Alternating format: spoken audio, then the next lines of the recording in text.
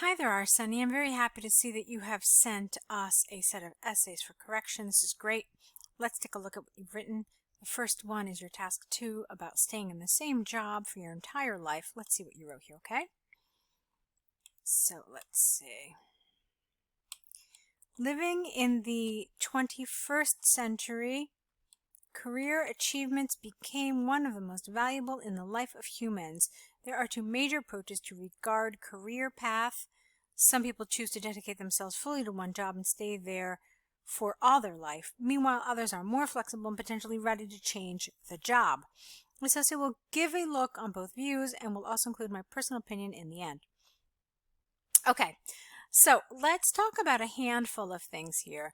The first thing I want to talk about is probably the most important thing, so let's start there. The essay really clearly asks you to what extent do you agree or disagree with these two opinions. If you look at the band descriptors for task 2 under task achievement, band 7, it says that it wants you to present a clear position throughout the response.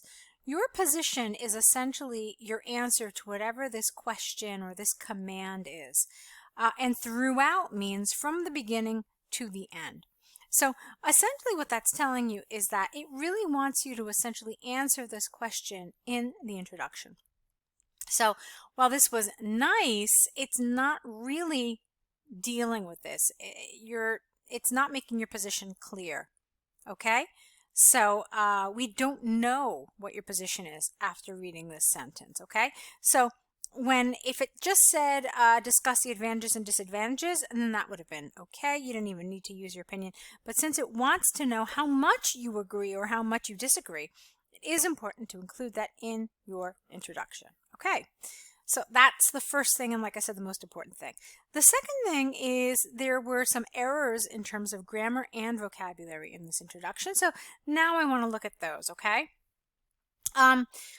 I understand 21, great, but I would avoid using Roman numerals. Write it out either in, like traditional numbers that, we're used to, or you could have written the word out fully. Either way, but I would avoid Roman numerals. Basically, one of the reasons is that it doesn't show you understand that you need to use 21st. So, somebody might think that maybe you're just saying really 21, which is kind of what it looks like. So avoid that, okay? All right, so let's try that. Living in the 21st century, comma, career achievements became. So who is doing this living? You see, when you have this kind of a structure, you need to make sure that the subject of this clause, it makes sense. Who is doing this living? It's not really clear. So what I would say instead is I would get rid of living, and I would say instead, in the 21st century, career achievements have become, because you know what, we're still in the 21st century. So it should say, in the 21st century, career achievements have become one of the most valuable what? Achievements. Okay, in the life of humans. I guess that makes sense. There are two major approaches to, this is awkward. You can say two major approaches as to how to regard, but that's really cumbersome. So I'd still like to change this. There are two major approaches regarding one's career path, and then the one could be with the apostrophe S here. Some people choose to dedicate themselves fully to one job and stay there all their life, get rid of 4. Meanwhile, others are more flexible and potentially ready to change jobs, plural, not in the singular. Okay. This essay will give a look at both views and will also include my personal opinion in the end. All right. So you can see that we changed some grammar, we changed some vocabulary. All right. So moving on to your body paragraphs now. Obviously, both views got, all right, careful with this. It sounds really informal when you use got like this. So obviously, both views have their own advantages and disadvantages. For example, people who choose to be linked to the same job for their whole life are definitely in the position of higher competence because for such a long time they can accumulate more experience, and if they are making their job good, as an emeritus employer, they are less likely to be let go, which makes them significantly more protected of facing a challenging situation in a job market caused by widespread unemployment. Okay, so let's talk a little bit about topic sentences. Your topic sentence is the first sentence in the paragraph, which essentially is like an introduction. It tells us what this paragraph is about. And what you did here, you said obviously both views have their own advantages and disadvantages. So it sounds like, just judging from that you're going to talk about both advantages and disadvantages in this paragraph, but that's not a good idea.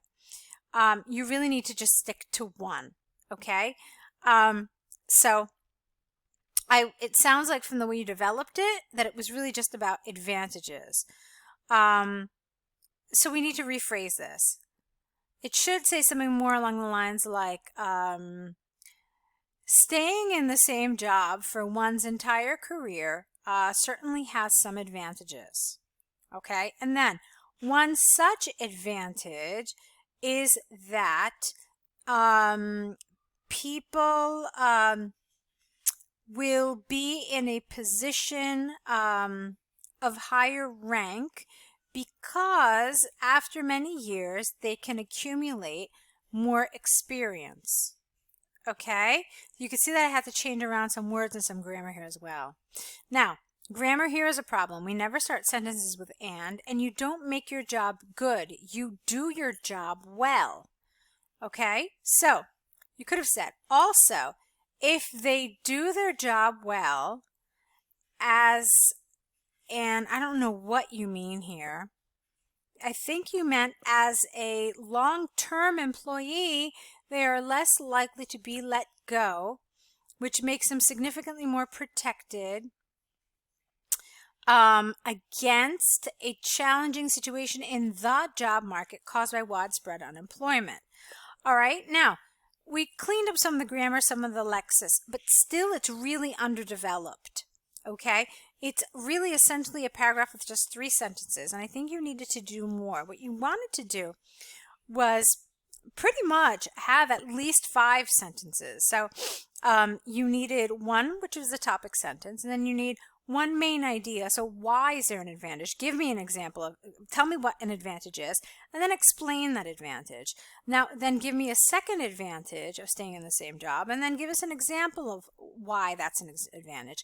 So you can see here that you need a little more development here. All right, let's move on.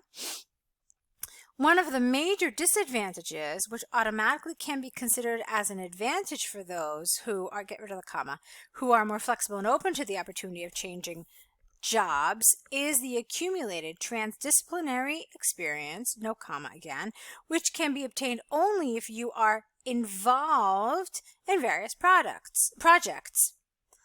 You can't use although like this. However, it would be equally important to mention that sometimes if the variety of job experiences is too high and too wide with a W, it can be regarded not as beneficial diverse experience, but as a sign of being unreliable, because when you change your work, you obviously will need some time to dive in and learn all the basics, and you haven't changed your employment, and you have changed your employment too many times. Your employer is not ensured that after all the training, you won't turn around and walk away. Okay, now let's talk about this sentence. Check it out. Look where it starts. Do you see this? It starts all the way here at although, and it keeps going, and it keeps going, and it keeps going. It's just too long, okay? When you have sentences that are that long, it becomes overly complicated, and you also run a risk of making mistakes, which unfortunately you did here. You did have some mistakes. So the first mistake is although. I want you to revise the grammar behind although, how we use although. You'll remember that I chose to use the word however. All right, so we'll talk about this sentence in a minute because there's a lot really to talk about. before we do that, I want to back up and start with this previous sentence here. You said this: one of the major disadvantages which automatically can be considered as an advantage for those who are more flexible and open to the opportunity of changing the job is the accumulated transdisciplinary experience, which can be obtained only if you are being involved in various projects. That was one sentence. It was not really easy to read because it was so long, okay? So again, you want to think about shortening this one too, breaking it up into two pieces. Other than that, though, I didn't really understand this. Like, why are we talking about disadvantages? What you really want to be talking about is the value behind switching jobs. So rather than phrasing this as a disadvantage, you really want to be saying that there is some value to switching jobs more than once because of the benefits it gives you. All right, that would have made more sense. Okay? And you could have added some of this. You could have said that this, first of all, it provides an opportunity to gain, or rather an opportunity to accumulate transdisciplinary experience, which comes from being involved in different projects, different fields, and different offices. Okay, that would have worked. All right, so that's that. Then, now let's go to this. This was, like I said, it was just one sentence. All right. Now, so this is supposedly what this paragraph is about. It's about the benefit of staying, or rather switching jobs throughout your career. But then you spend this whole thing here talking about how it's a disadvantage. You say that you've too much variety. You say that it shows you're unreliable. You need some time to dive in. So I was really confused about what the central idea of this paragraph is. Now, having a central idea, a clear central idea, is really critical to your score in coherence and cohesion. And if it's not clear what this paragraph is about, then it's going to lower your coherence and cohesion score. All right. So while it sounded like you were talking about the benefits of switching jobs, the majority of the paragraph dealt with the disadvantages of it. So, like I said, I was really rather confused here. Okay. So what could you have said? You could have talked about some advantages of switching jobs. You did mention that you gain lots of experience. You can talk about how it makes you more employable, because if, for example, one sector is experiencing a slump in employment, you could potentially get a job in a different sector that, may not be experiencing a slump. You find different ways to solve problems, different ways of dealing with different issues that arise in the workplace, and this is really very attractive for an employer. Okay, so it makes you very hireable, very employable is the word we use. All right, so there was a lot you could have said here, but this really was a little confusing. Okay, let's see. To sum up, I would say that it is important to find a happy medium between sticking to a single job to ensure a carefree retirement and obtaining several job experiences to obtain interdisciplinary experience. Okay, so what are you saying? That you're somewhere in the middle? Okay, it is a good idea to kind of at least sway a little bit in one direction, even if it's just like 51-49.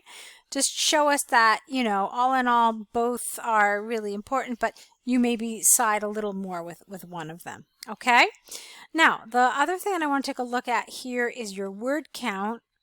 I just want to make sure that it's over 250 words. Okay, yeah, it definitely was, so that was good. 324 apparently, so that's fine. But as we talked about, there are some issues with this in terms of task achievement, in terms of coherence and cohesion, as well as grammar and lexis. So I want you to be aware of those issues and go about correcting them. Let's take a look now at your task 1 with the bird flu. Okay, the graph illustrates the data obtained by the World Health Organization on the number of casualties of the bird flu from 1990 to 2000. Overall, we can see that the per year amount of cases grew during the studied period. All right, that was good. Moving on. The graph starts with a little bit more than 120,000 casualties of bird flu in 1990. Then it remains nearly the same and grows to around 130,000 in 1992. Not grows up. That's different. Children grow up, but numbers, figures, cases grow. Okay? The next 3 years can be characterized by a constant yearly growth equal to approximately 5,000 cases, which gives us 150,000 casualties of the bird flu in 1996. In 1997, the number of casualties peaks with more than 185,000 cases. After that, we can see a slight and insignificant decrease for the next 2 years, but the numbers are higher than 180,000. Okay? We don't start sentences with and, so just start with by. By the year 2000, the number of cases rose, but still remained, because you now are in the past tense. Or you could have said the number of cases rises, but still remains around 180,000 cases and is slightly less than the number of 1997's peak. All right, we don't really use a possessive with years with 1997, so you could have just said slightly less than the number of the 1997 peak. You didn't even need to use an apostrophe S there. To sum up, we can say that the number of cases of bird flu rose, not raised. You raise your hand, but numbers rose. Rose significantly in the last decade of the 20th. Again, try to avoid these Roman numerals. From a little more than 120,000 cases up to more than 180,000 in 1997, and then for the next few years remained constantly high. All right, so I just wanted to bring this up so we could look at the data. You talked about this, and you talked about the increases. Okay, you talked about that little dip there. I thought you did a really good job of this. You talked about all the main trends. I thought you did really well. There were those little things that we talked about in terms of grammar and lexis, little things, but nothing really, really serious. You had a good overview here. You didn't need a conclusion, but I actually didn't mind it. I thought it tied in well. In fact, a lot of times when you do have something which is really rather simplistic, a conclusion sometimes just fits. So I don't disagree with your decision to include one there. It was a nice task one overall. Okay, so I hope that helps. I hope that it gives you an idea of what some of the strengths and what some of the weaknesses are of this set of essays. I thought that the task 2 needed work in a variety of areas. So let's see if you can apply some of those changes and some of those suggestions that I made, and we'll see how you do with your next set of writing. Okay? Good luck, and I'll be waiting for them.